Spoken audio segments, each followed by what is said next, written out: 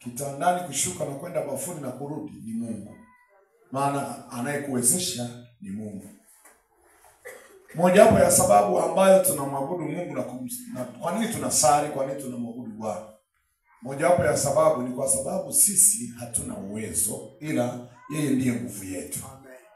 Ndiye anayetuwezesha katika kila jambo. Hata kama ingekuwepo kesi ngumu, usisahau kwamba Roho Mtakatifu ndio tuliyepewa msaidizi. Na Bwana akawaambia kwamba basi mkipelekwa mabarazani, msifikiri mtaongea nini, mtajibuje, lakini nitawapeni msaidizi. Maana yake hata kama ni kesi ngumu ya kuhojiwa ujibu nini, hebu mshirikishe Mungu. Karibisha Roho Mtakatifu, utaona mambo yanatoa, utaona njia inatokea. Haleluya. Huyo ni msaada wa ajabu sana katika kila jambo. Nilikwambia hana mipaka kwamba sasa yani hapa tufanyeje? Kwamba inaonekana uwezo wa huyu daktari ni magonjwa ya mifupa tu. Sasa huu ugonjwa unaohusiana na masuala ya tumbo, naona anasema sio kitengo chake. Lakini Roho Mtakatifu ni vitengo vyake vyote. Kwa sababu ndio huyu anayefungua kuwatoa watu kwenye vifungo. Ukisikia Roho Bwana yu juu yangu, amenituma kutangaza uhuru wa mateka. Yaani Roho Bwana amekuja juu yake, ndipo anaenda kutangaza uhuru wa mateka.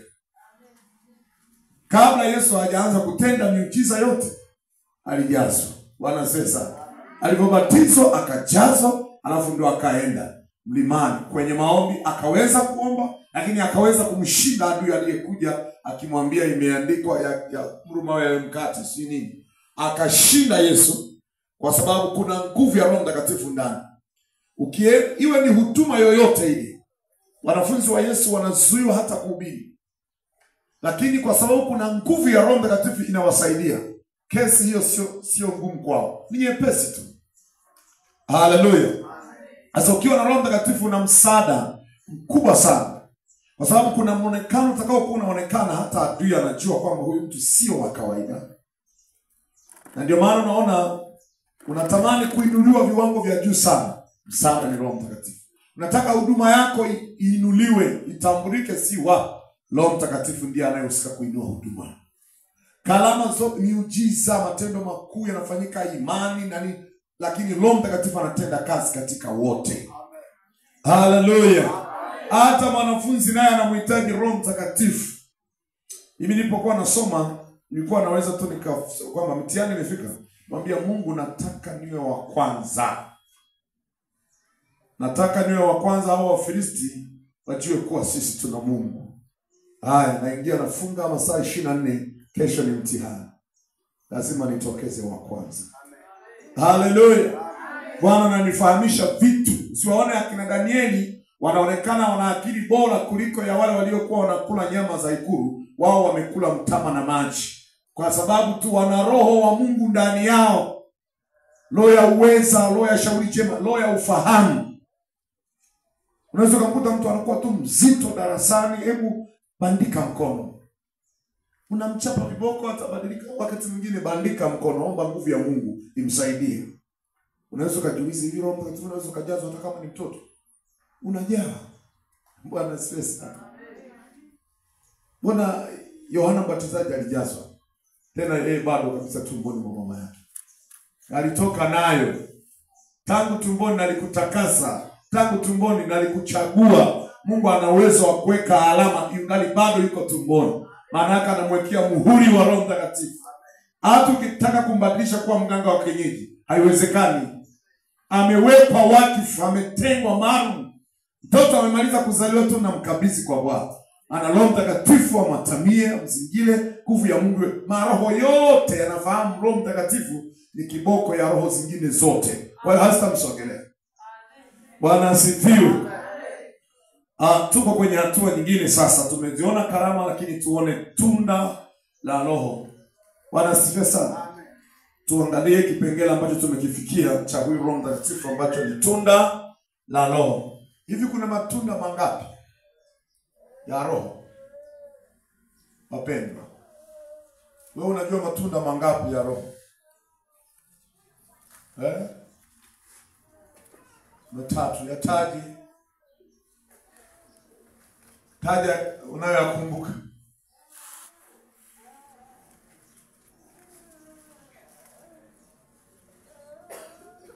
Mbona hujiamini kabisa? Umesema upendo. Nini kingine?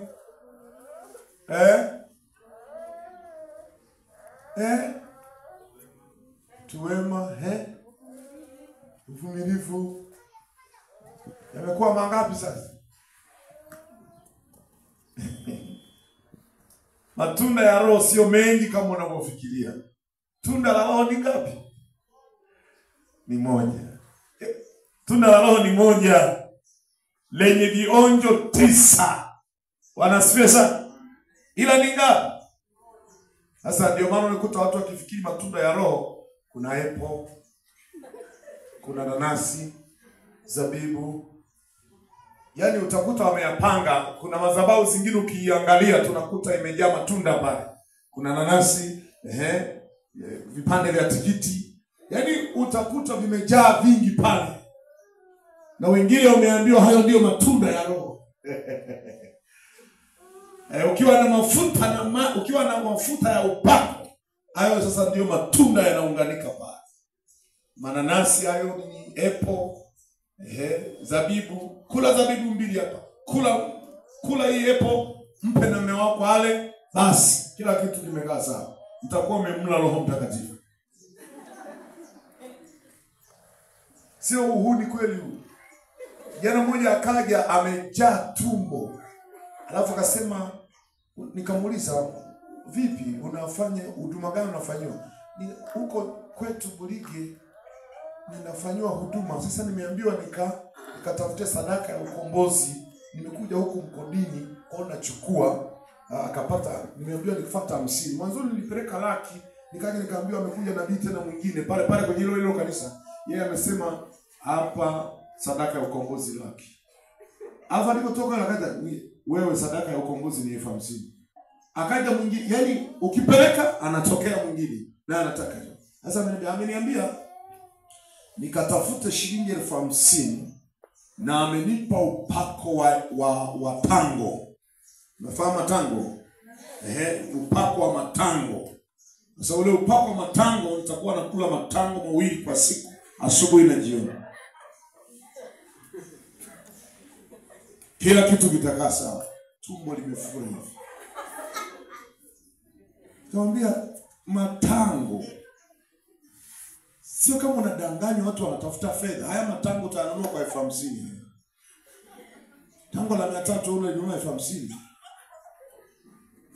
Ngaambia kuanzia leo uache kufikiria matango, ufikirie Yesu kuwa ndio jibu la maswali yote. Wala usifikirie haya matango kuwa ni msaada, na usiendelee. Yaani kama unakula matango, kula kama siku za kale, kama siku zote. Kwamba matango ni sehemu tu ya matunda ya chakula. Kimaliza kula chakula chako kama lipo tango sote, lakini sio kama dawa. Bwana asifiwe. Amen. Yale makopo niliyokuta kwa mwanangu huko Kahama, yale ya maji, yameandikwa hivi: maji haya sio mbadala wa dawa. Sasa lengo lake ni kwamba akishtakiwa, ameonekana mtu pengine amezidiwa, aliaminishwa na yeye kwamba unakunywa maji haya, au uepuke mtego huo kwamba mimi yanasemaje maji? Angalia kopo limeandikwa, maji haya sio mbadala wa dawa. Kwa hiyo mimi sikumwambia kama ni dawa. Si mnaona na maandishi? Ni visaidizi tu vya imani. Kwa hiyo hata yule aliyeweka hiyo biashara anaogopa kushtakiwa. Wakifa watu wanategemea yale maji kama dawa, na ameandika maji haya sio mbadala wa dawa. Je, wanaoyachukua wanaamini kwamba hayo maji sio mbadala wa dawa? Wanajua yale ni mbadala wa dawa. Hata ukimwambia hospitali hamna maji hapo. Bwana asifiwe. Ni kuibiwa kwanza ufahamu, alafu baadaye wanaanza kukutumikisha. Unajua usipokuwa na Roho Mtakatifu, matapeli wanakutapeli. Kwa lugha nyingine, kama utabaki katika hali hiyo ya ujinga, ya kutokufahamu, huwezi kumwona Bwana. Bwana asifiwe sana. Ujinga, ule upumbavu unawafanya watu wasimuone Mungu kwenye maisha yao. Wewe kasome Mathayo 25. Wana wenye walikuwepo mabinti, wanamwali wangapi? 10. Usomaki Biblia. Walikuwa wangapi? 5 wangapi? Alafu 5 wenye busara taa zao walihakikisha zina mafuta. Yaani usipojazwa Roho Mtakatifu unakuwa kwenye grupu la wanamwali wale wengine wangapi? Wale wasiokuwa na nini? Lugha iliyotumika pale jamani ni nzuri bado na yenyewe, wapumbavu. Kwa hiyo wale wapumbavu hawana nini? Taa zao zilikuwa hazina. Usipokuwa na Roho Mtakatifu unakuwa kwenye grupu la hao wanamwali wangapi? 5 wapumbavu ambao hawawezi kumwona bwana harusi wakati Yesu anapokuja kulaki watu wake. Halafu wewe ni miongoni mwa watu ambao hujajazwa. Unajua lazima utambue kwamba usipojazwa Roho Mtakatifu mbingu haikutambui. Maana huna muhuri, huna alama. Nimesema wasio na Roho Mtakatifu wanaonekana ni yatima, hawana msaada. Lakini pia wanaonekana ni wajinga. Wasiokuwa na mafuta watamwona bwana harusi wakati anakuja. Maana yake katika maisha yako unatamani Yesu aonekane kwenye maisha yako, lakini hauna msaada wa kukuwezesha kumuona Yesu. Nimekwambia alama moja hapo Roho Mtakatifu ni nuru. Sasa nuru haipo kwa sababu hakuna mafuta ndani yako. Mwanga ule ulikuwa wenye taa zao wakawasha, wakamlaki. Kwa lazima uwe na Roho Mtakatifu ndio ionekane taa yako ina mafuta. Na uwe na sifa za kumlaki bwana harusi ajapo. Kwa hiyo kama hautajazwa Roho Mtakatifu kabisa, unajua kuna mambo huwa yanapuuzwa sana, ila yana nguvu sana. Kwa mfano, wale waliowahi kukaa upaganini, najua na nyinyi mliwahi kukaa, waliokuwa wamewahi kuaguliwa. Ukienda kwa mganga, alafu kafika mganga akanena kwa lugha, nasema huyo atanitibu huyo. Bwana asifiwe sana. Huyo ataniambia mambo yangu. Hata yule anayetaka kuwa mganga nyumbani kwenu amekamatwa na mamizimu, akishanena kwa lugha mkamhoji, unasemaje? Nataka mwiko, si nataka ungo, nataka sijui ichimulia ngale. Akishanena kwa lugha baadaye akatoa tafsiri. Sema mwana watimoko na wakurugenzi. Watimoko na wakurugenzi mwenu. Wakurugenzi wamemkamata. Tuwasikilize wakurugenzi. Mtaanza kuwauliza nani sasa hata waulize. Waulizeni basi hapo. Mnawauliza wakurugenzi. Wameanza kunena kwa lugha kwanza.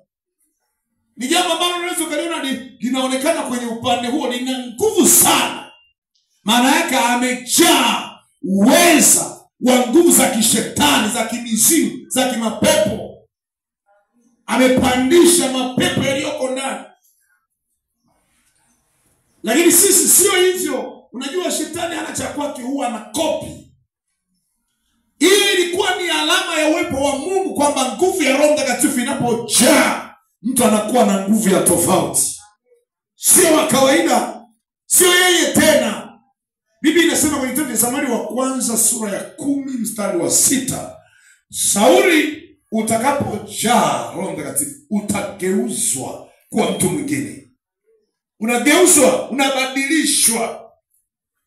Yaani sio mtu wa kawaida waliyemzoea, ni mtu mwingine. Wanajua Sauli hana sifa za kuongoza, lakini amejazwa Roho Mtakatifu, ni moja ya kiongozi. Siku atakapoachishwa kazi ya uongozi, atanyang'anywa ile nguvu ya Roho Mtakatifu, halafu atapandiwa kitu kingine. Ila kwa sasa Sauli anaweza kuongoza taifa. Maana Mungu yuko ndani yake anayeongoza taifa. Haleluya. Kwa hiyo tunda la Roho ni moja. Soma Galatia 5:22. Tunda la Roho ni moja. Alafu lina vionja 9.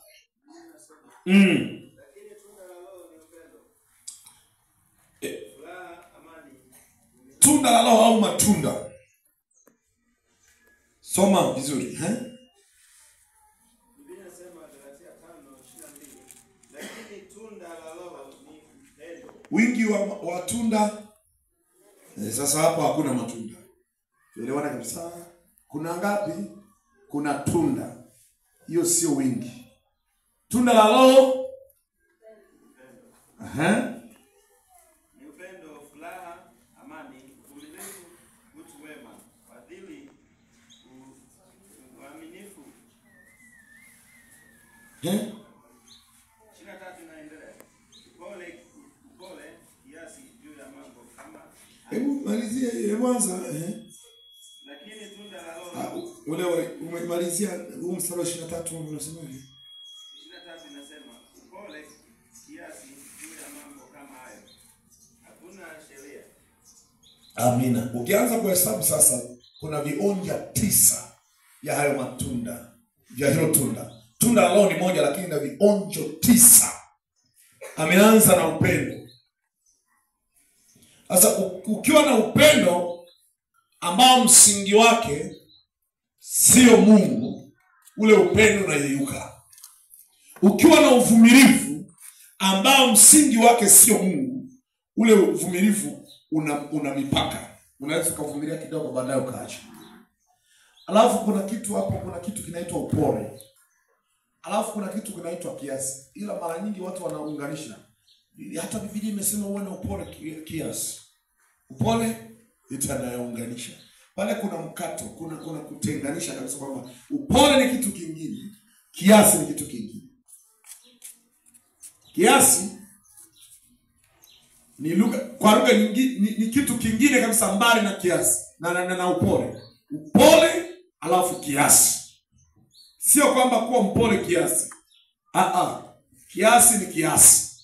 Upole nao ni upole. Nini maana ya hivi vionjo sasa? Kama amesema tunda la Roho ni upendo. Upendo kwa mtu aliyeokoka. Ule wa kweli. Ni upendo uliozalishwa ndani yake na Roho Mtakatifu. Unajua ule upendo ambao umezalishwa na Roho Mtakatifu, Biblia inasema kwamba kwenye Korinto 13. Hata kama ningekuwa na imani ya kuhamisha milima, kama sina upendo, si kitu mimi. Kwa nini? Tunda la Roho sasa kwa huyu mtu ambaye anaye Roho, hivi vionjo tutaviona kwake. Moja ya kipimo cha kujua huyu mtu anaye Roho Mungu, upendo ni moja wapo ya vionjo ya tunda la Roho. Kwa matunda mtamtambua. Miti hii mnaitambua kwa matunda yake. Kwa tunda la Roho ambalo lina vionjo hivyo, tutamtambua huyu mtu kweli amejazwa. Haleluya. Ana upendo. Na ule upendo utakuwezesha pia kufanya kazi ya Mungu. Kwa sababu kama una upendo wa kimungu, una uwezo wa kwenda kuwashuhudia wengine, una uwezo wa kujitoa kwa ajili ya kazi ya Bwana, kutoa muda wako, kutoa nafasi yako kwa sababu unampenda Mungu. Haleluya. Unayempenda utakuwa tayari kujitoa na kujihiari kwake. Kama hauna upendo, basi huko unasema umejazwa Roho Mtakatifu, kunakuwa na wasiwasi sana. Lakini lazima utufahamu utu wema. Huyu mtu anakuwa mwema. Utamkuta mtu ana ukalimu ule wa kweli. Utu wema ambao umezalishwa na hilo tunda la Roho ndani mwake liko ndani. Kama na tunda la Roho anakuwa na utu wema. Anajali utu, anathamini wengine kwa sababu ndani yake kuna tunda la Roho. Roho Mtakatifu anasamehe. Unajua upendo husamehe, upendo huachilia, upendo huvumilia. Sasa huyu anayesema ana Roho Mtakatifu lakini hata kusamehe anashindwa. Unajiuliza kuna nini huyu? Manake tunda la Roho bado huyu mtu hajajaa Roho Mtakatifu. Roho Mtakatifu angekuwemo, asingebaki huyu mtu na mazingira ya chuki haya muda wote. Asingebaki na hizi hali za kisasi tu wakati wote. Maana angesamehe. Mojawapo ya tunda la Roho tunaliona tukisoma vitu: utu wema, fadhili, yuko tayari kufanya ukarimu kwa wengine, kwa kirimu. Lakini pia upole, angekuwa mpole. Lakini msamaha, angekuwa ni mtu ambaye yuko tayari kuachilia. Sasa tunda la Roho litabainisha kweli huyu mtu amejazwa. Haleluya. Kwa sababu kuna watu wanaweza akasema ana Roho Mtakatifu lakini tukiangalia tunakutana vitu vingine tofauti. Kwa mfano, huo mstari wa juu yake wa 19 na 18. Amesema ule wa 19 20 kabla hujafikia kwenye tunda la Roho. Haya nayo yanayozungumzwa pale ni kama yanakwenda yako kinyume na aliye na Roho Mtakatifu. Ndio maana nasema enendeni katika Roho Mtakatifu kama tamaa za mwili. Lakini mkiongozwa na Roho hampo chini ya sheria, bali matendo ya mwili ni dhahiri. Ndio haya: uasherati, uchafu, ufisadi, ibada ya sanamu, uchawi, uadui, ugomvi, wivu, hasira, fitina, faraka, uzushi, usuda, ulevi, ulafi na mambo yanayofanana hayo. Katika hayo nawaambia mapema, kama nilivyokwisha kuambia, ya kwamba watu watenda mambo ya jinsi hiyo hawataurithi ufalme wa Mungu. Lakini tunda la Roho, maana yake kama kuna vitu hivi vilivyotajwa hapa juu ambayo ni matendo ya mwili ni dhahiri, halafu mtu anasema amejazwa Roho Mtakatifu, huku ni mzinzi, ni mwasherati, ni mgomvi, ni mtu wa usuda, ni mtu mwenye wivu, ni mtu ni mgomvi, huyu mtu asijidanganye kwamba ana Roho Mtakatifu. Maana hayo yanayoonekana sio matunda, sio viashiria sio vionjo vya matunda ya tunda la Roho. Hivi ni vitu vingine kabisa. Sio viashiria vya mtu aliye na Roho wa Mungu. Kwanza jina lake tunaitwa Roho Mtakatifu. Kwa hiyo masuala ya uchafu na dhambi sio sehemu yake. Na aliyejazwa Roho Mtakatifu anachukia dhambi. Hawezi kubaki kwenye dhambi. Bwana asifiwe. Utamjuaje mtu kama amejazwa? Angalia tunda la Roho ndani yake. Ukiliona tunda la Roho liko kwa wingi, utaviona vionjo vyake, kwamba kuna vionjo kama 9. Unamcheki kwenye neno la upendo, halafu unaziangalia sifa za upendo kwenye Korinto sura ile ya 13. Upendo huvumilia, upendo husamehe, upendo huachilia. Sasa ukimkagua kwenye ule upendo unasema huu upendo unasemekana ndio ule wa Roho Mtakatifu. Sasa ni Roho Mtakatifu amepanda hivi vitu ndani. Kweli huyu jamaa ameokoka. Haleluya. Upendo wa Mungu, kuna pendo kama 4 hivi. Kuna pendo kama ngapi? Inawezekana zikawa zaidi, lakini wacha tuongee hizi. Kuna pendo aina 4 hizi, tuzungumze tuone. Upendo wa kwanza unaitwa upendo wa agape, ambao ni upendo wa kimungu, ambao ni upendo wa bila sababu. Unampenda hata asiyependeka. Bwana asifiwe sana. Upendo wa agape ni upendo wa bila sababu. Ndio upendo wa Mungu mwenyewe, alitupenda. Sio kwa sababu nyinyi ni wazuri sana, watu wa Sorwa Bwana akawapenda. Sio kwamba Sorwa ni wasomi sana, basi angekuwa anachagua wasomi angeenda hata Ishomile wapi huko. Alafu sisi Wasukuma huko tungepata hii neema kweli, kama kungekaguliwa vipengele. Lakini kwa sababu ya upendo wa Mungu sio na mipaka, basi Bwana alitupenda. Haleluya. Tumependwa na Bwana, ndio maana akamtoa mwanae kwa ajili ya wote. Upendo wake haukuwa na mipaka. Yesu alisulubiwa, huku kulikuwa na jambazi na huku, lakini mmoja wapo aliitika kama mwema, maana alitubu na kutubu na mpaka akamkosoa mwenzake, akamwambia wewe kwa nini umnenee mtumishi wa Bwana mambo kama huogopi hata Mungu? Kwa nini anasulubiwa na watu wawili?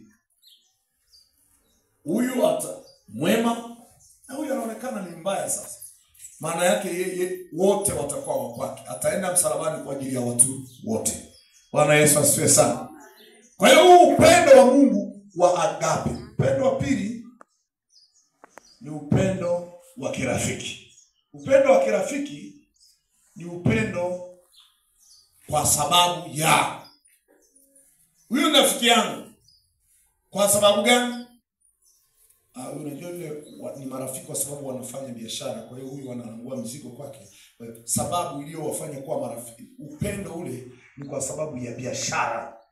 Si kwa kiacha hiyo biashara hakuna tena urafiki. Ni upendo wa kirafiki ambao sasa mnaunganishwa na sababu ya. Ikitokea mvuta bangi ni rafiki yako wa karibu sana, mnaambizana mambo ya siri sana, tunaanza kuhisi na wewe huwa unavuta. Kama uvuti, basi wewe huwa unawauzia. Bwana asifiwe sana. Maana upendo wa kirafiki kuwepo na sababu inawaunganisha. Ikikosekana hiyo, kwa mfano mlikuwa marafiki kwa sababu mnakunywa pombe wote au mnazimana ugoro. Siku ukiokoka, ugoro kwako si hamna. Ugoro kwako si ni mwiko. Ataendelea kuwa rafiki yako. Utashangaa tu kumekuwa na ukuta hapo katikati. Huyu hamna, siku hizi ameweuka bwana, mambo ya kanisa. Maana utakuwa unamwambia habari za Yesu. Sisi hapa tayari ni marafiki kwa sababu tunaunganisha. Sababu ile tuunganisha wokovu. Haleluya. Bwana ametuleta pamoja, sisi wote ni ndugu. Uwe umetokea wapi, si kabila gani, umesoma wote sisi familia moja. Haleluya. Huo ni upendo wa sababu. Na siku ukiacha wokovu kaanza kugonga pombe kabisa vizuri, yaani tutaonekana sisi hata sio sehemu ya marafiki zako, sio sehemu kabisa ya ndugu zako. Tutaonekana kama tuko mbali. Siku mbona hamji hata kuniona jamani? Zamani wakati tunaimba kwaya wote tulikuwa siku hizi hamna. Wewe tunaimba na kwaya, ninaweza nikaja nikusaidia tukakata na maparage yako. Sasa wewe sana mimi nitakuja kutembelea huko kwenye kiraba. Saa ngapi sasa? Bwana asifiwe. Amen. Lakini kuna upendo wa wanandoa. Wenyewe ni upendo unaitwa upendo wa mahaba. Wa wapenda nao. Bwana asifiwe sana. Sasa jumla ya pendo hizo, Roho Mtakatifu anahusika pakubwa katika pendo zote hizo. Na kuna upendo wa damu, yani upendo wa ndugu kwa sababu ya kuzaliwa. Yani ni upendo wa udugu. Kwamba huyu ni ndugu yangu, utampeleka wapi? Huyu ni ndugu yangu. Tutaendelea kumpenda, ana madhaifu yake, lakini huyu ni ndugu yangu. Siwezi kusema eti nitaikataa damu, ni wa kwangu tu. Haka katoto ni kakwangu. Ile unavyokaona hivi, kanaweza toka huko kamekunya pombe kana wewe, nitakapeleka wapi? Tutaendelea kukapenda tu. Ni mtoto wangu, tutaendelea kumpenda, tutaendelea kumwombea. Ataenda wapi? Hata ukimwambia eti katafute babako na mama yako, haiwi halisi. Bado wewe ndio baba, wewe ndio mama. Upendo wa ndugu. Bwana asifiwe sana. Pendo hizi zote Mungu ndiye anayeachilia tunda la Roho ambalo linaweza likaleta tija kwenye pendo hizi zote. Lakini upendo wa Mungu unakamilisha pendo zote hizi. Kwa Roho Mtakatifu anaachilia upendo wa ajabu sana. Maana yeye ni Mungu sasa. Upendo wa kipekee sana, wa ajabu. Unajiuliza huyu naye unampendaje tena huyo? Haleluya. Kumbe ni tunda ya Roho. Kwa tunda la Roho linaweza likamsaidia mtu aweze kuwa na upendo wa kweli. Kumbuka asiye na Mungu ni pendo. Waraka kwanza wa Yohana sura ile ya 4 mstari wa 8. Mungu ni pendo. Wa 6 mpaka wa 8. Mungu ni pendo. Kwa hiyo ukiwa na Roho Mtakatifu hakikisha tunda la Roho linatambulika kwa upendo ulio nao. Sasa mtu ana chuki, tunaanza kuwa na wasiwasi kama huyu kweli ana pendo. Mbona hataki hata kusamehe? Hataki kuachilia. Bwana asifiwe. Lakini tunapoambiwa ukarimu, fadhili, uaminifu, upole, huyu mtu anayesema amejazwa Roho Mtakatifu, je, mwaminifu? Haleluya. Kwa sababu kama utasema umejazwa Roho Mtakatifu ambaye tunda la Roho ni vionjo vyake ni pamoja na uaminifu, alafu wewe sio mwaminifu, Roho Mtakatifu inawezekana alipita tu, alishaondoka kwa hata. Bwana asifiwe sana. Uaminifu huwa unapimwa kwa kwa vitu vitatu. Kipimo cha kwanza cha uaminifu ni umbali. Umbali, mtu akiwa mbali na kanisani, je, ni mwaminifu? Au ni mwaminifu tu akiwa kanisani? Mpaka anapiga magoti mpaka chini, anaongea kwa unyenyekevu na nini.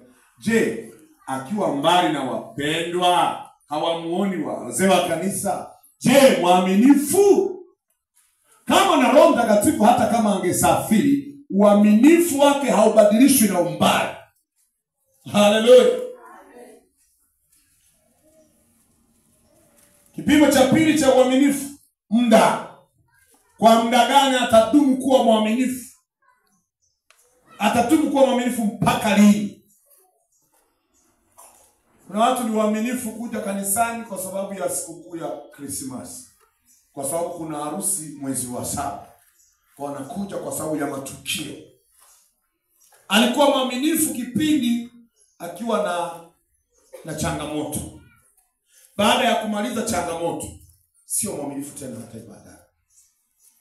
Bwana asifiwe sana. Dada mmoja alikuwa na shida kabisa, anaumwa.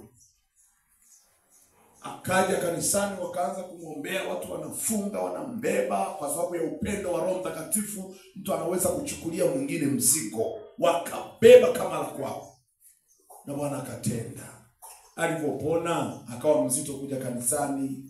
Wapendwa hawaachi kwa sababu ya upendo wa Roho Mtakatifu, wanakwenda kumtia moyo, wanamuona, vipi mbona hatujakuona ibadani? Akajibu kwa jeuri kabisa, akasema, sasa nitaendaje kanisani jamani? Hospitali ni pazuri tu ukiwa unaumwa, wodini pazuri ukiwa mgonjwa. Sasa mimi nimepona, niachie vitanda wagonjwa wengine waendelee. Mimi nimepona, nitakaaje kwenye kitanda cha wagonjwa? Mimi niondoke zangu, niachie vitanda wagonjwa wanaokuja. Sasa akamuuliza, kwa hiyo baba mchungaji naye ni mgonjwa? Maana na yeye huwa anahudhuria kila siku kanisani. Na wazee wa kanisa wote na viongozi, kwa hiyo kanisa lote sisi ni wagonjwa. Sasa kama tungekuwa wagonjwa, mbona tulikuombea ukapona?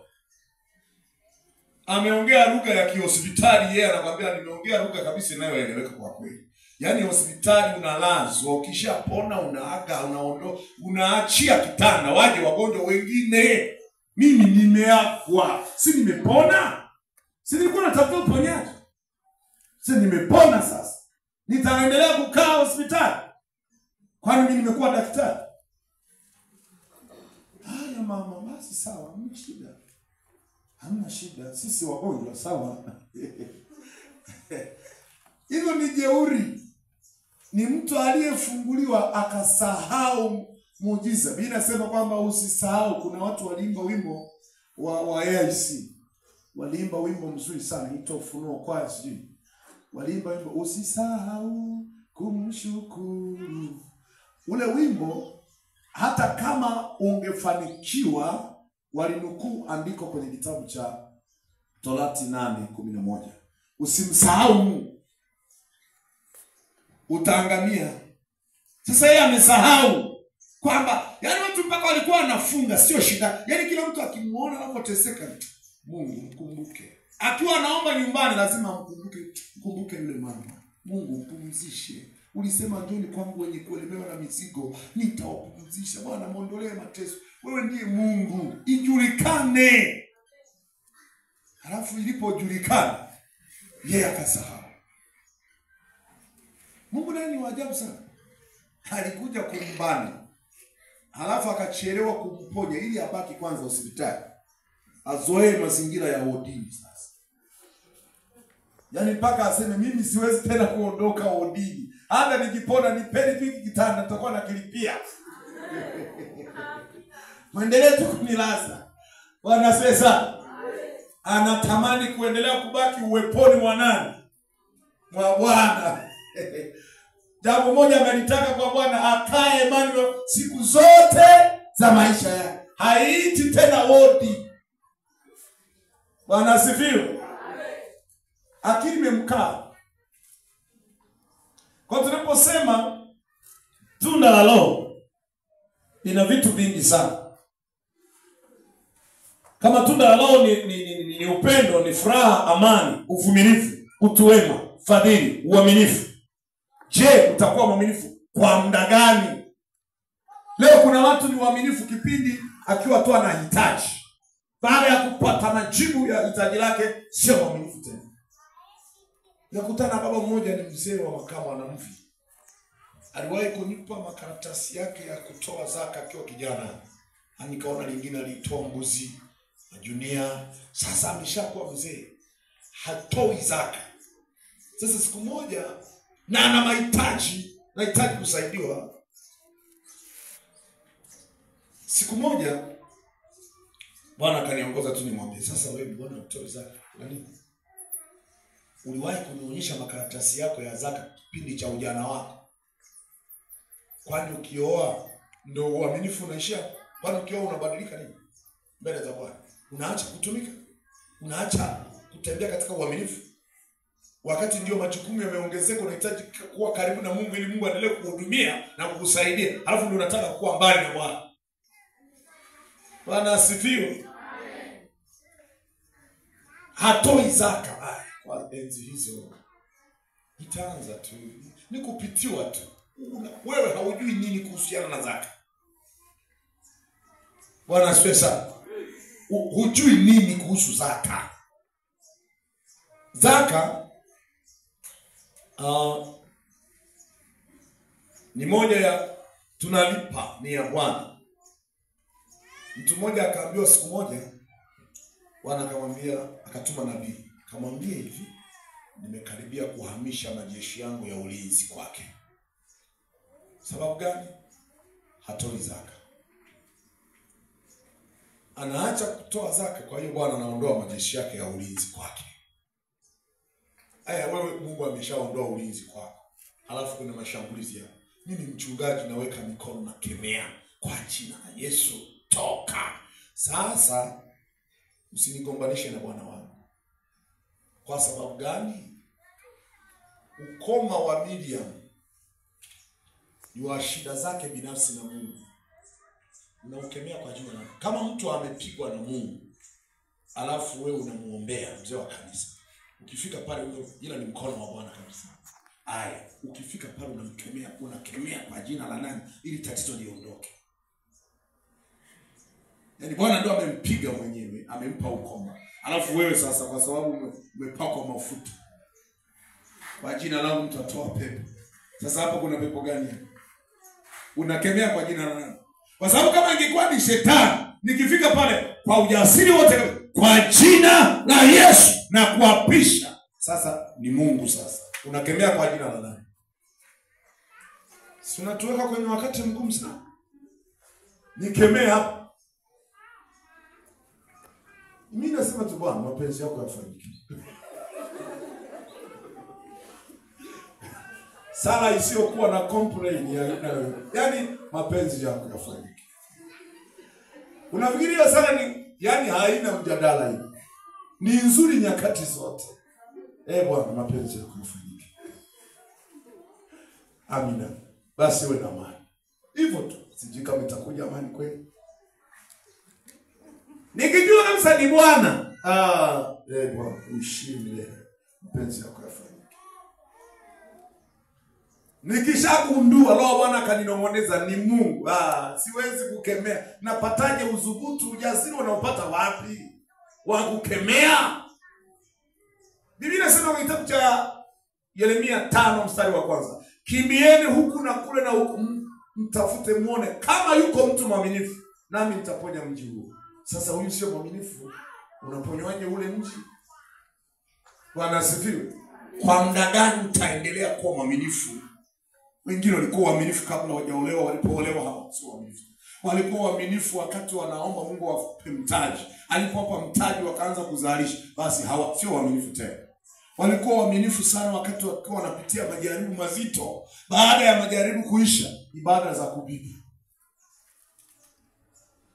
Tunda la Roho ni uaminifu. Kama ni uaminifu, uvumilivu. Mbona umeshindwa kuvumilia? Bwana asifiwe. Kama Roho Mtakatifu yumo, atakuwa na kufariji na kukutia moyo, wala utakata tamaa, hutazimia, maana Roho Bwana yuko akikusaidia. Mwanangu mmoja ananiambia, baba mchungaji, na mimi nina moyo. Huyu mwanaume anavyonifanyia haya, na mimi nina moyo baba. Nafika mahali nachoka. Nimejikaza vya kutosha. Naambia unahitaji msaidizi wa kukusaidia kujikaza.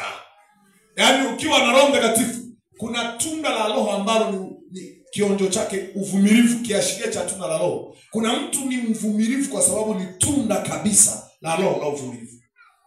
Nilimwambia tu Wewe hebu omba Mungu akujaze Roho Mtakatifu.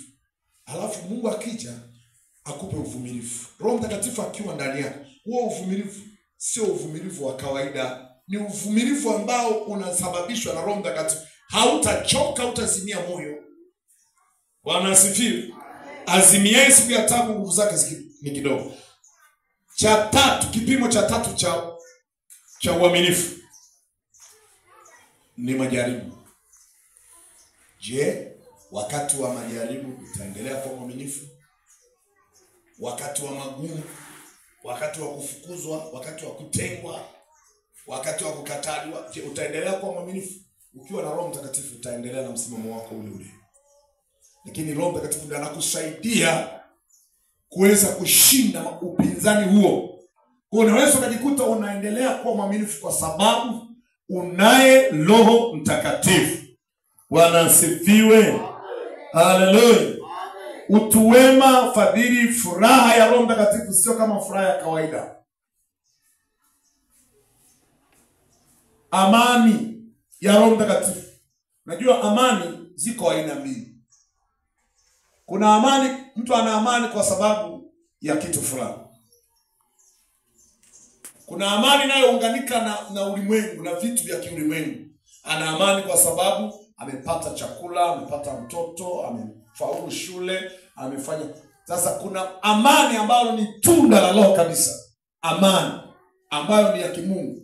Kwenye Biblia imetajwa kwamba Yesu anawaambia amani nawapa, Yohana 14:27. Amani nawapa usivyoweza kutoa ulimwengu. Amani pitayo akili zote. Hiyo amani ni tofauti na amani, kwa sababu kama una amani kwa sababu ya kuzaa mtoto, kakiugua katoto, amani yote inayeyuka. Majaribu ya ana amani, samefunga ndoa, katosani kidogo, misunderstanding kwenye ndoa zimeanza, amani yote inayeyuka. Kuna amani iko connected na vitu, lakini kuna amani ambayo inaachiliwa na Mungu, ni baraka moja kwa moja kutoka kwa Bwana. Ile inakuwezesha kuwa na utulivu hata kama ni wakati wa magumu, unakuwa na utulivu hata wa kufanya maamuzi yaliyo sahihi. Amani, na ukiipata hiyo ni baraka moja kubwa sana. Tunda la Roho. Wanaweza kushangaa mtu kwamba mbona una amani sana wewe? Hawa watu wana amani, japo wanapita maisha yao sio mazuri sana, lakini wana amani, si inakuaje? Wanawaambia kwamba kuna vipimo vya amani kama viwili. Ila vinaweza vikawa vingi tu. Ila mimi nimechagua viwili vya amani hiyo ya Bwana. Ikiwe kipimo cha kwanza cha amani ni kula na kushiba.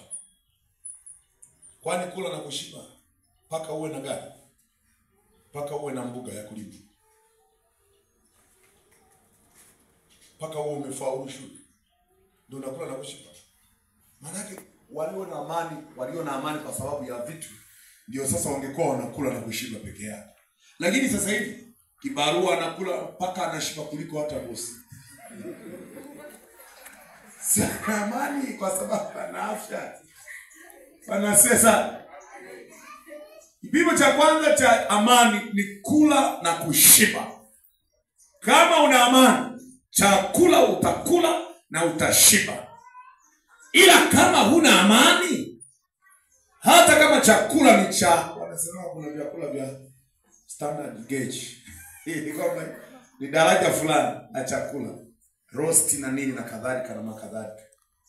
Sasa kuna chakula, yani kama una amani ya Mungu, hata kama ni mihogo na maji, hata kama ni viazi, mchembe, unakula unaomba, naomba nipe na kikombe cha maji, nisindikize hii keki, niongeze kikombe kingine, na jasa, unashusha na pumzi. Really hard. Utafikiri amekula vinono, viazi tu na. Ila kama hana amani, lost. Nilifika mahali fulani watu wanauliza, hii ni nyama gani? Eti kuku unaweza kaanza kuulizia mchuzi wake. Kwani ni mchuzi wa nini? Kuku. Basi kuna mahali hapako sawa. Huyu mtu tukicheki amani hatutaipata. Kama kuna amani, utakula na kushiba chakula chochote. Lakini kama hakuna amani, hata chakula chenye viwango vya juu vilivyoboreshwa, vimepikwa kwa namna nzuri, kwako hata ladha hutaiona. Mtu anakuambia mimi natafuna tu ili mradi tu nakula, lakini hata sisikii njaa, hata sioni ladha ya yani ni basi tu nimeshiba. Nimekula kidogo na yani hata hamu ya kula haipo. Yani najilia tu mwenzangu. Ujue amepeleza kitu kimoja tu pale, amani.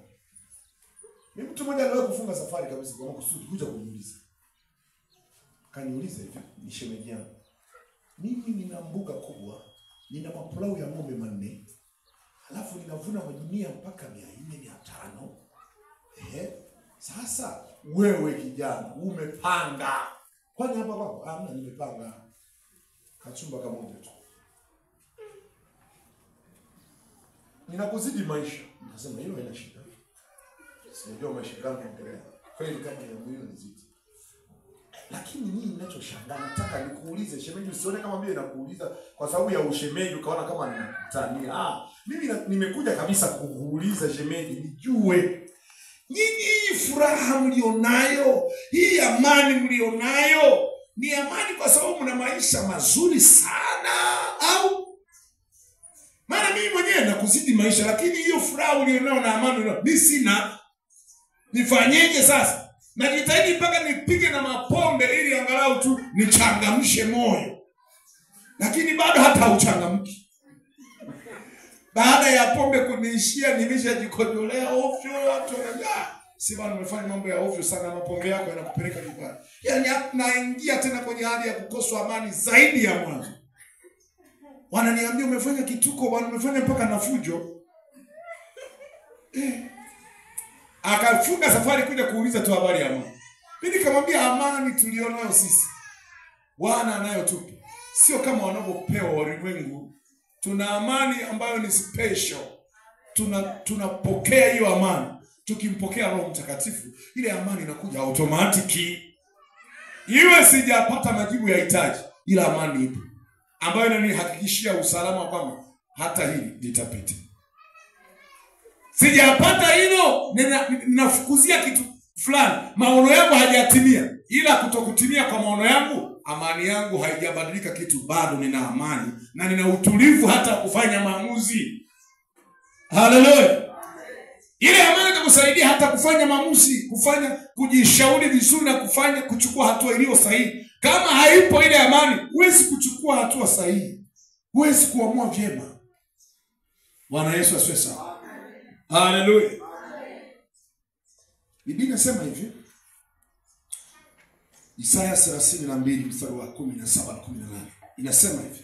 Kazi ya haki ni amani, na mazao ya haki ni utulivu na tumaini daima. Kazi ya haki ni amani, na matunda au mazao ya haki ni utulivu na amani. Sasa kama utendi haki, wapendwa, Roho wa Mungu atakaa. Haki ndio inaleta, kama unatenda haki, automatic amani hii inakuja ya kimungu, na utulivu utaonekana. Haki kitendeka hata kwenye jamii, amani inatawala mtaa.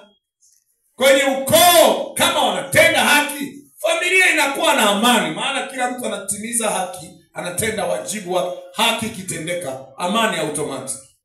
Na utulivu wa kweli, iwe ni taifa likitenda haki, amani inaendelea lakini kama hakuna haki, hakuna amani wala utulivu. Bwana asifiwe. Inaongelea habari ya tunda la nini? Sasa uwezo ukasema mimi na Roho Mtakatifu lakini hautendi haki, hutaiona amani. Kipimo cha pili cha amani ni kulala usingizi. Bwana asifiwe sana. Huyu rafiki naona amelala usingizi. Kwani hapa kuna 6 kwa 6? Kwani usingizi haujaingia? Sasa usingizi hauletwi na 6 kwa 6, usingizi unaletwa na amani. baraka ya Bwana. Ukiwa na amani utalala.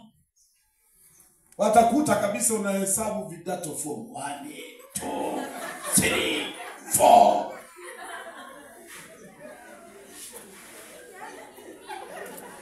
Ila kama hakuna amani utahesabu kenchi kama kuna kenchi kila siku. Hata ukisema nilale chali sawa tu, ubavu sawa tu, ngoja nilale kifudifudi, hamna. Usingizi haushawishiwi na kifudifudi wala chale wala ubavu wa kushoto wala wa kulia. Amani. Kukiwa na amani utalala usingizi 4 kama mtoto mchanga. Lakini kama hakuna amani, ndugu yangu, hata kama useme sasa hivi amani, mimi nataka nile mapema saa 12, nataka nikalale ili usingizi uje kwa wingi, nilale. Yaani ikiingia tu saa 1 msinibuguzi. Hata ungeenda ukajifungia kwenye chumba chako. Kama hakuna amani, hakuna msaada. Yaani utakuwa unaendelea kuwasikiliza watu ila unageuka unajigaragaza hapo, hamna usingizi. Ni kwa sababu hakuna amani. Roho Mtakatifu akija juu ya mtu, hata kama hakuna amani, amani inakuja. Amani ya kimungu yenyewe hata haijalishi kuna mahitaji hujapata, haijalishi kuna jaribu halijapata mwafaka wake. Ila Roho Mtakatifu akija anakupa amani. Hata maamuzi juu ya changamoto iliyoko yatakuwa maamuzi yenye tija kuliko ambavyo hauna amani. Amani inakusaidia katika kila eneo ukafanye vyema. Awe ni mwalimu kwenda darasani kufundisha, kama hakuna amani utaenda kuharibu. Uwe jaji, uwe nani, uende dukani una amani, utaenda dukani utarudishia watu change ovyo. Mtu anakupa 2,000 na kwambia nipe voucher. Alafu unamrudishia 9,500. Umeona kama amekupa, ulivyoona hii 2,000 ukaona kuna simba ukafikiri mtendo. Unarudisha 9,500 kwa sababu kwenye akili yako umeona amenipa tembo. Kumbe simba. Una loss ya shilingi ngapi kwenye vocha moja? Una faida gani? Kadogo kweli ka faida kama kwenye vocha moja. Alafu umerudisha 9,500. Hiyo loss yake ya ukweli kabisa. Bonge ya hasara. Tashangaa mtu anashuka tu na poromoka tu. Roho Mtakatifu akiwepo atakusaidia mambo mengi sana. Atakapoiachilia amani, mtu ambaye amejazwa Roho Mtakatifu lazima tuione furaha ya kweli, lazima tuone upendo wa kweli, utu wema, fadhili, uvumilivu wa kweli, tuione amani, tuone upole, tuone kiasi. Self control. Uwezo wa kujitawala. Kiasi. Kwa hiyo Roho Mtakatifu, tunda la Roho Mtakatifu tutalitafuta kwa waliojazwa, tutaliona. Ila kama unasema umejazwa Roho Mtakatifu, huku ni mgomvi, huku ni husuda, unafanya husuda, mchonganishi, sijui, tayari tunaanza kuwa na wasiwasi. Una roho gani wewe? Maana huyo anaitwa Roho nani?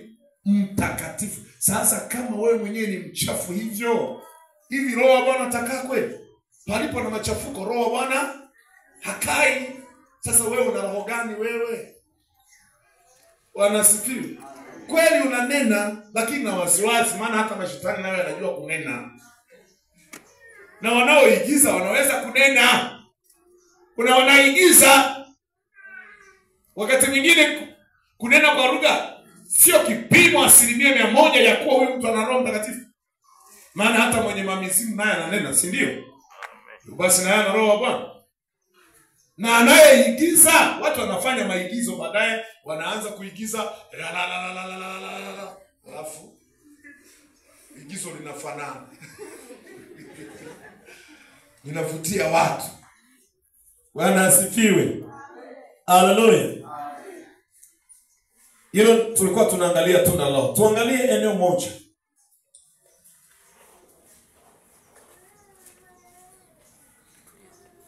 Tuangalie mtu ambaye hana Roho Mtakatifu anavyoonekana. Muonekano wa asiye na Roho Mtakatifu.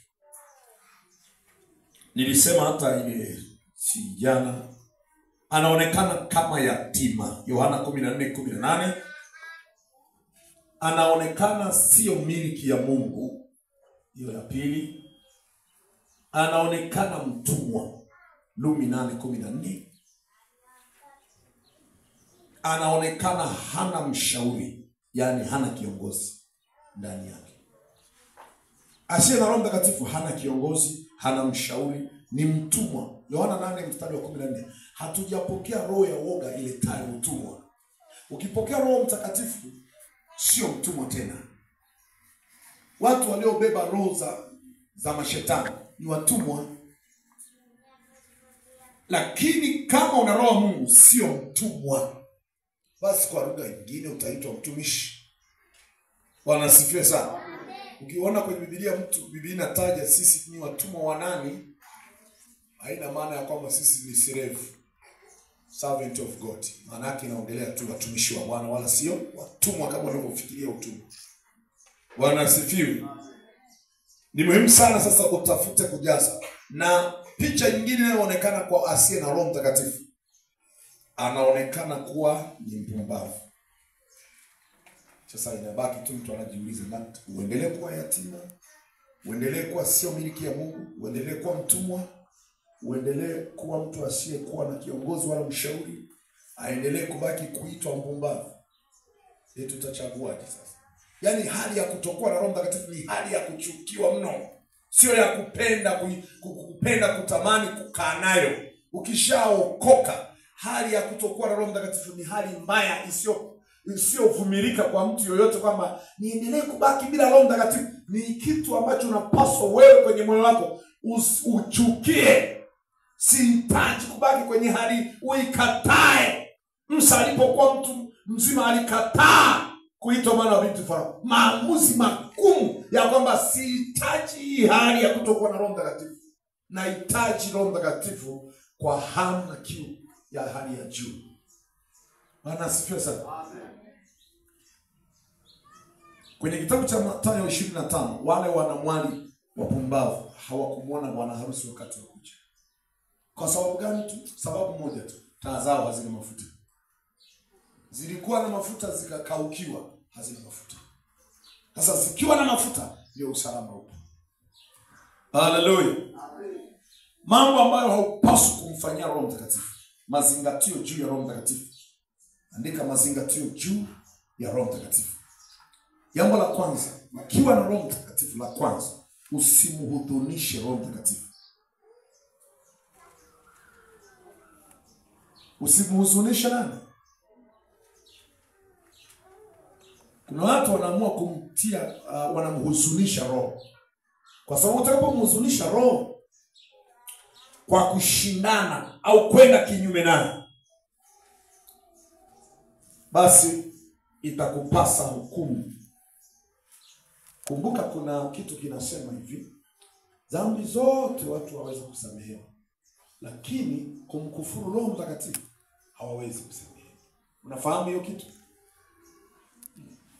Dhambi zote watu wanaweza kumtukana Yesu, wanaweza lakini kosa wakimtukana Roho Mtakatifu hakuna msamaha. Bwana asifiwe sana. Amen. Yaani anayemkufuru Roho Mtakatifu mbona inaonekana kama ni dhambi ya daraja la juu sana? Kumpuza Roho Mtakatifu, kumuona hafai, si kitu. Tafsiri ya kwamba hawawezi kusamehewa, kuna tafsiri zaidi ya moja. Kuna dhambi mtu anaweza kusamehewa na kuna dhambi hawezi kusamehewa. Dhambi kutokusamehewa dhambi kuna tafsiri zaidi ya moja. Kwamba Miriam amemsema vibaya Musa kwa kusema ameoa Mkushi. Dhambi yake inasamehewa au haisamehewi? Jamani wapendwa, sisi tunasikiliza. Inasamehewa haisamehewi? Alichokifanya Haruni, alienda kwa Musa. Musa, huyu ndugu sasa akiwa hali hii, si kama amekufa, naomba umsamehe. Musa akasema nimeitika, nimemsamehe. Naye Musa akapanda mbele za Bwana. Mungu, Miriam sasa anakaaje kwa hali hii? Mungu msamehe. Bwana kumwambia hamna, simsamehe huyo sasa hivi. Atumikie siku 7, akae nje ya kambi. Kwani angekuwa amemtemea baba yake mate usoni, asingeliona aibu? Si angeona basi uniache akae atumikie. Miriam amesamehewa au amepewa adhabu? Bwana asifiwe. Unaweza ukasamehewa lakini unatumikia kwanza ndio unaachiliwa huru. Hujasamehewa ila umelipia adhabu, baadaye ndio unaachiliwa huru. Unasamehewa kwa masharti ya kutumikia kwanza. Sasa unapofanya kinyume na Roho Mtakatifu unaingia adhabu. Bwana asifiwe. Kitabu cha Isaya 63 mstari wa 10. Usimwasi Roho Mtakatifu. Usimwasi Roho Mtakatifu. Mazingatio juu ya Roho Mtakatifu. Maana sasa tunahitaji kwenda kujazwa Roho Mtakatifu. Usimwasi Roho Mtakatifu. Hebu soma huo mstari.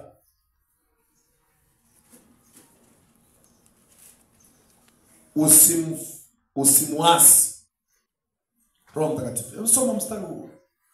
Kuna watu wanajitahidi kumwasi Roho Mtakatifu. Ukimwasi Roho Mtakatifu, kaenda kinyume na anapokuongoza, lazima uumie.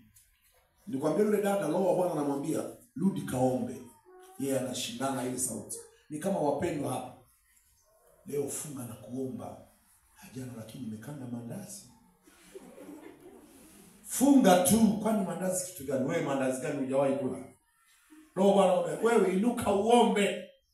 Kama kuna kabaridi hapa, unavuta shuka. Amka. Yaani hakuna watu wabishi kama walokole wa siku hizi. Wewe Yusufu, mbele Mariamu, Farao anatafuta kuwa mtoto. Eti tutaanza mjadala hapa.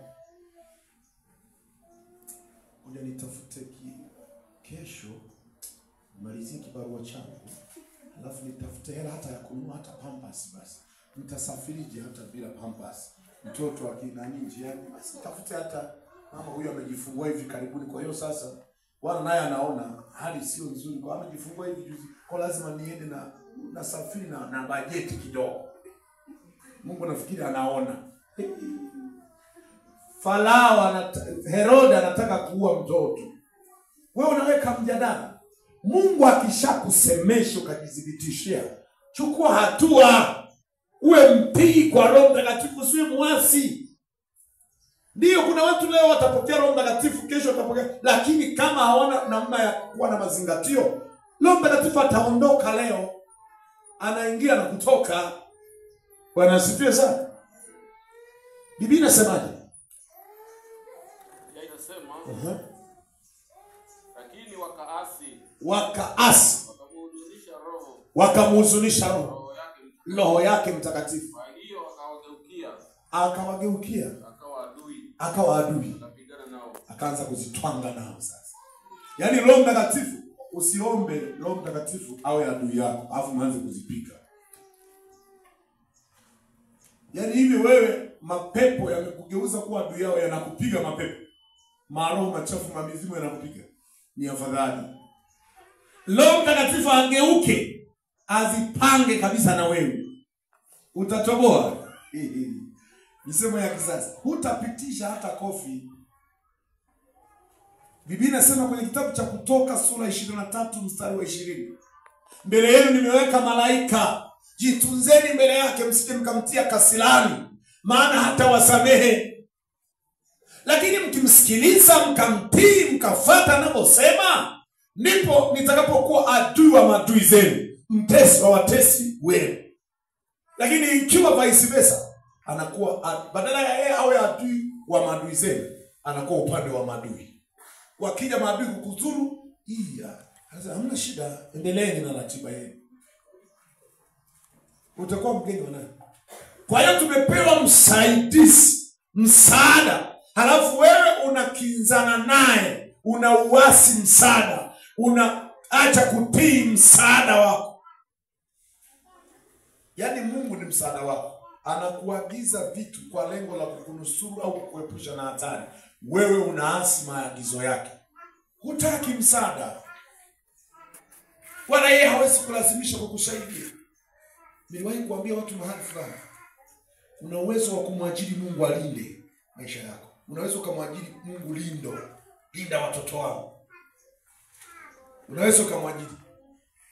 Ila una uwezo wa kumfukuza kazi. Mungu unamfukuza kazi kuanzia leo, toka kwenye lindo. Utajilinda mwenyewe. Usinibabaishe. Eti.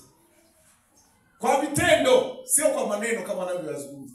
Ila kwa vitendo unamfukuza. Kwa mfano ukitaka kumfukuza mtu anayekulinda au anakulindia vitu vyako, kama kuna lindo, kwani ni kazi ngumu? Mwenyewe tu mshahara utajiongeza. Bwana siweza. Wewe acha tu kutoa zaka. Unafikiri ataendelea kukaa pale? Acha tu kutoa zaka. Umemnyima mshahara. Nani wakubaki anapigwa mbu, mvua ya kwake, baridi la kwake, jua la kwake. Kisa analinda mali zako. Alafu mshahara anaondoka. Bwana asifiwe. Tena kwa sababu yeye mlinzi anajua kona zako zote, mali zako, ana uwezo wa kuungana na majambazi wakaja wakabeba vyote. Si anajua na anakujua vizuri. Wewe mbele za Mungu huwezi kumkwepa chochote. Si ni mlinzi wako wa siku zote. Kuna mahali unaweza ukajificha, anajua mpaka na akaunti zako. Anajua kwamba ulishachimba na handaki huwa unapita wakati mwingine huko. Anajua mpaka kuna milango mingine ya asili kwamba huu mlango ni kwa ajili ya kujinusuru kitokea hatari. Baba mwenye nyumba anakahandaki sehemu fulani. Mlinzi anajua tu. Akiona hali imekuwa ngumu anakuja kwa shitoa, baba, naona hebu tumia ule mlango wako wa nyuma. Hebu toka, maana naona kama watu wamezingira hapa, hebu naomba uingie chemba ile. Aya, ukagombana naye mlinzi sasa. Atawapeleka mpaka na kwenye handaki huwa anaingia. Usiombe Mungu kuwa adui yako. Wacha tu shetani abaki kuwa adui siku zote. Lakini kugeuza na Mungu awe adui, usalama wako utakuwa mdogo sana. Kwa hiyo kuna watu watapokea Roho Mtakatifu, lakini wasipokuwa na nidhamu ya kumtunza, ataondoka na itakuwa ni ngumu kumleta. Na akiondoka, shetani uliwahi kuwa tishio kwake ulipoonekana umejaa nguvu. Sasa baada ya Roho Mtakatifu kuondoka kwako au akageuka akawa adui yako, shetani atakushambulia. Uwe na mazingatio. Leo watu sio kwamba hawajazwi, wanajazwa. Walokole wengi wamejazwa, lakini hawakujua kutunza, Roho wakaondoka. Jambo lingine ambalo unapaswa kumfanyia Roho Mtakatifu, jeuri. Usimfanyie jeuri Roho wa Bwana. Ebrania 10:29. Jeuri. Usimfanyie kiburi. Kuna watu ni wabishi, wana kiburi mpaka mbele ya Roho Mtakatifu. Kuna dada mmoja, unajua Mungu huwa ni mwaminifu sana. Anaweza akakuonya hakomei hata mara moja. Akakuonya hata mara 3. Ila wewe unaendelea tu kuwa mbishi. Mungu ulipaswa kuitika maonyo, alafu uepuke hatari. Kwa Roho Mtakatifu ipo kutusaidia sana. Ebrania 10:29. Biblia inasema hivi.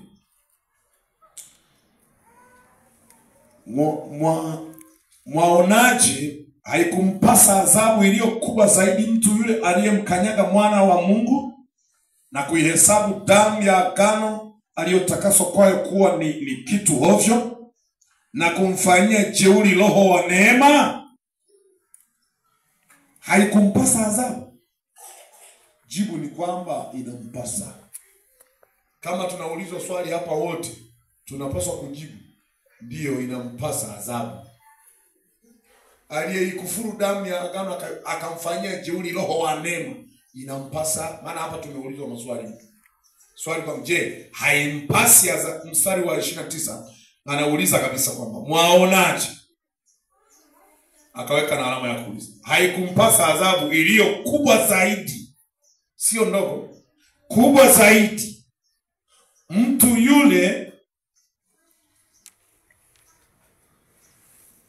yule aliyemkanyaga mwana wa Mungu na kuihesabu damu ya agano aliyotakaswa kwayo kuwa ni kitu cha ovyo na kumfanyia jeuri Roho wa neema? Mimi hapo hata sihitaji kwanza kujiuliza. Inampasa. Acha kwanza kujiuliza, hivi kweli nampasa adhabu anayemfanyia jeuri roho wa neema? Hebu tufanye mjadala. Hakuna mjadala hapo. Jibu ni kweli atastahili adhabu. Ambaye anakufuru damu ya Yesu si kitu, aliyo ni ovyo, ni kudanganyana, sio chochote, inampasa. Bwana asifiwe. Usimfanyie jeuri roho wa nini? Wa Bwana. Jambo lingine,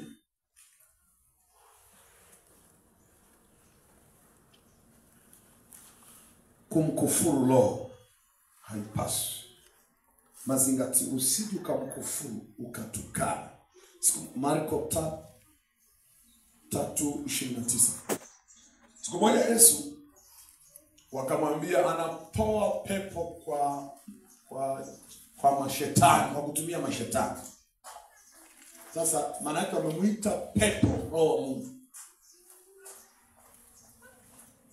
Ni kumkufuru roho. Unapomkufuru roho Bwana, umetengeneza kosa moja ambalo lazima uipate adhabu yake. Lazima ipate adhabu yake. Kwa hiyo hayo ni mazingatio machache. Uwe mtii, uwe mwaminifu, uwe mwadilifu na uwe msikivu kwa Roho Mtakatifu. Umtunze Roho Mtakatifu kwa kutunza maisha matakatifu. Usifanye dhambi ukafanya Roho Bwana kaondoka, maana kwenye madhambi hakai. Bwana asifiwe. Wacha kujichafua. Unajua faida zake ni kubwa sana. Ana uwezo wa kukupasha habari ya mambo yajayo. Ana uwezo wa kukuongoza. Ana uwezo wa kukufundisha vitu. Ana uwezo wa kukuepusha na hatari kwa msaada wake. Nani mwenye kukusaidia viwango vya namna hiyo? Yaani wewe umelala alafu anakuombea, maadui anakuja anaanza kuwakemea. Wewe umelala. Ni neema ya ajabu sana, bahati kubwa mno. Sasa tuangalie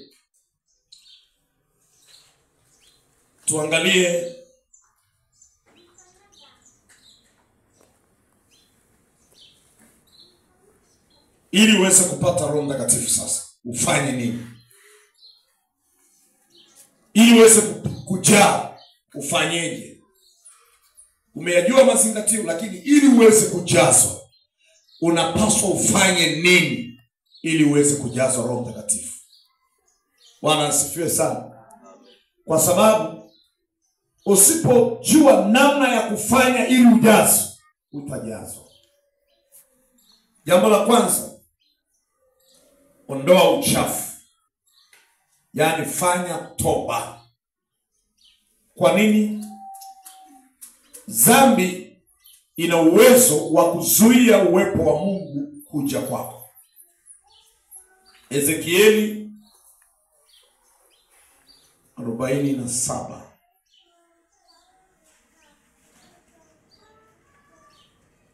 Ezekieli 47.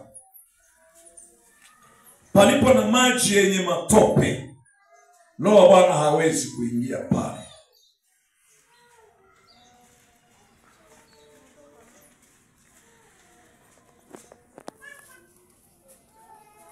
Mstari wa 11. Bali mahali penye matope na maziwa yake hayataponywa, yataachwa yawe ya chumvi, na karibu na mto huu ukingo wake upande huu na upande huu utamea kila mti wa chakula ambao majani yake hayatanyauka wala matunda yake hayatatindika kamwe. Tatoa matunda mapya kila mwezi. Hapa alikuwa anaongelea maji yatokezwayo. Yataingia mahali palipo na maji yaliyo safi, ila palipo na matope, maji yale yatokayo madhabahuni hayatapita pale. Uchafu unaweza kuzuia usipate Roho Mtakatifu. Kuna mtu mmoja alikuwa na kakitu kadogo tu, lakini kale nikazana kwa upande wa shetani. Alikuwa anatamani sana ajazwe Roho Mtakatifu, lakini alikuwa anavuta ugoro. Bwana asifiwe. Anavuta nini? Ule ugoro aliwahi pia kupewa ule ugoro kumsaidia matatizo fulani huko Misri. Sasa alipookoka bado anakumbuka ugoro uliwahi kumtibu. Anaupenda, anauheshimu, anauthamini. Kwa hiyo anaendelea kuulea, anaendelea kuutunza anasema hakuna kitu chochote kitakachonitenga na ugoro huu. Yaani piga huwa karagaza mchungaji hubiri, wachungaji wembamba na wanene watahubiri, warefu na wafupi, lakini siachi ugoro.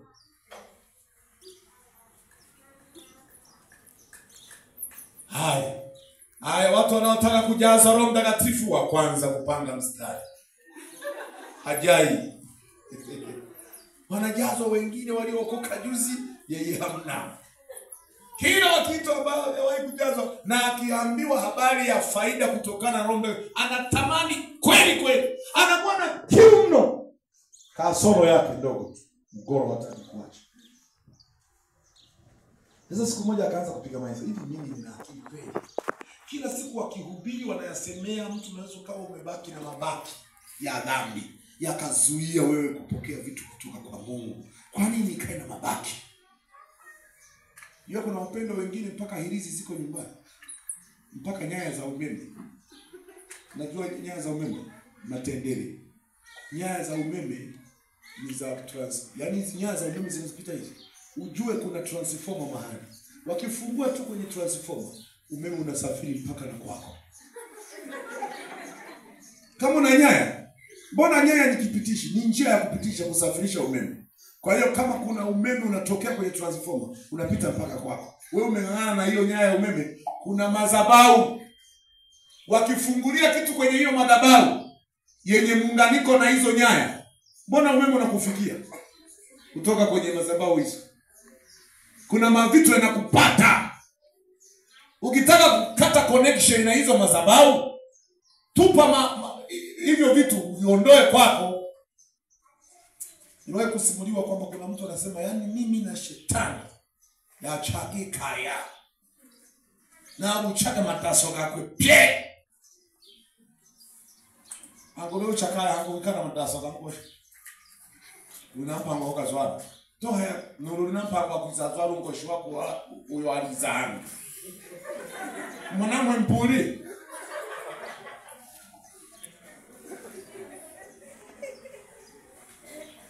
Mke wangu aliondoka, hizi ndio natunza sketi zake. Unafikiri mke utakayemuoa atakuja kuvaa hizi sketi?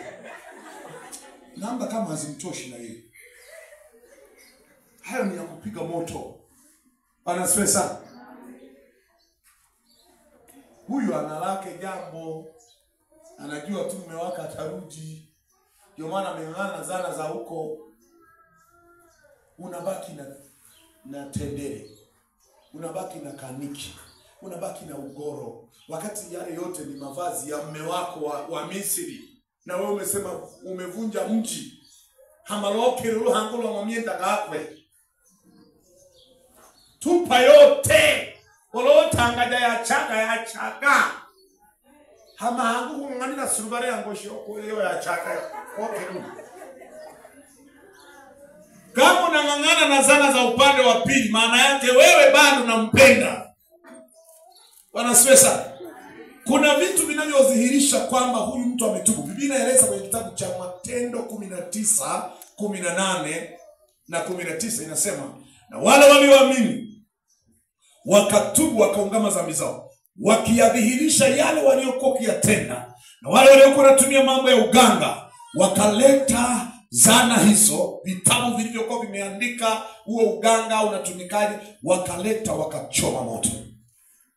Yapata thamani yake 50. Ina maana vile vizana vya upande choma moto.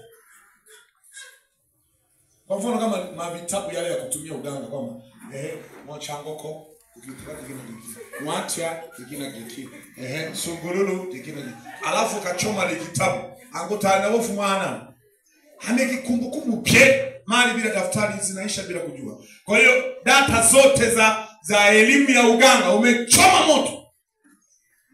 Akikuuliza mtu sasa, sikumbuki, mimi nishatoka huko. Sikumbuki kwa eti utachanganya sunguru na nini, si ajui hayo. Ya chako maboko yogwe. Lakini wewe kama bado mji kule kwa shetani unao, ndio maana umetunza. Wewe una imani ya kwamba siku moja mume wako atarudi. Wakati sisi tunajua wewe ni bibi harusi. tunamsubiri bwana harusi kuja. Wewe tayari kumbe unajua mume wako huyo tena mwenye mkia na mapembe atakuja. Bwana asifiwe. Lazima unafanya maamuzi magumu. Yule dada siku moja akaamua, akasema kama hali hii sijaipenda, mbona wengine wanajazwa, kwa nini isiwe mimi? Aliamua siku moja kutupa ugoro akiwa nyumbani. Akaamua kuyatupa maugoro yeye mwenyewe, akatupa chooni. Halafu akaenda kuanza kuosha vyombo. Wakati anaosha vyombo, anaimba pambio fulani. Roho Bwana alishuka, anaosha vyombo nyumbani. Ila kuwekewa mikono na wachungaji, alishawekewa sana na hakujaa. Ukishasafisha mazingira, ukishaandaa mazingira ya kumvuta Bwana, utaona Mungu anakutembelea.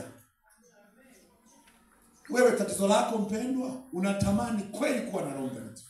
Shida yako, hutaki kuacha zana za upande wa pili. Hutaki kutoka kule mzima. Hutaki kuachana na vitu vya upande wa pili. Unahisi kama vinaweza kukusaidia. Unahisi kama hayo madawa ambayo hata sasa hivi umeacha umeanika, ukitoka ibadani ukute yamekolea, unapotupia huku naombewa utapona haraka. Hamna. Chagua njia hii moja, utauona uwezo wa Mungu kirahisi. Najua kuna watu wanatamani kujazwa Roho Mtakatifu, lakini lazima uwe mtakatifu. Haleluya. Kesho tutaendelea na hatua mbalimbali. Wale waliojazwa walitubu dhambi. Matendo